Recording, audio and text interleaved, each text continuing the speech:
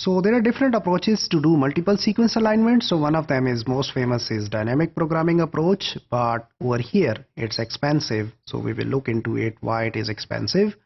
And we have other alternatives also. One of them method is called as sum of pairs or SP method.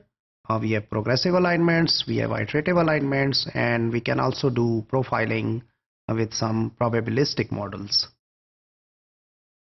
So dynamic programming approach to MSA is actually an extension of the dynamic approach to PSA, so pairwise sequence alignment. So that over there we have the matrix that was having n into m dimensions. So here we can have more than 2 dimensions.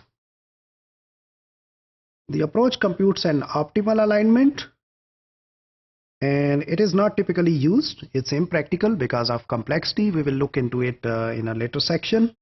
This is how we can elaborate that why it is complicated. So in this way, for example, if you have 3 sequences rather than coming with a 2-dimensional matrix, now you can come up with a cube, and you can have many moves or movements from one place to another in all different dimensions.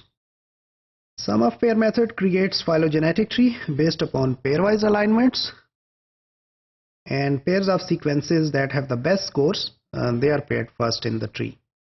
It looks something like this, where we are right now at one of the columns or one of the positions, and sequence number 1 we have A, and then in sequence number 2 we have A, and then again A, and there are 2 C's. In this whole alignment, we can represent this in the shape of this figure, and the edges that are having those pairs, which are the match pairs, they will be thick, and the edges that are having mismatch pairs, they will be thin. So we can just visualize what's going on over here. So every sequence is compared to every other sequence.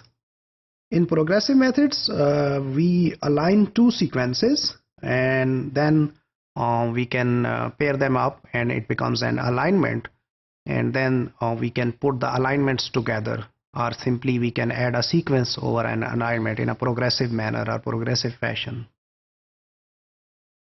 In iterative methods, we start with an initial alignment, and then we keeps on adding on to them. So best or famous example for them is genetic algorithms. We'll talk about them.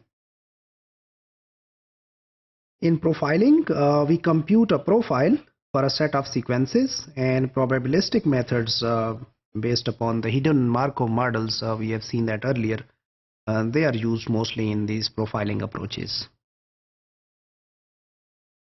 So we see here that MSA is the alignment of more than 2 sequences, and there are different approaches to it.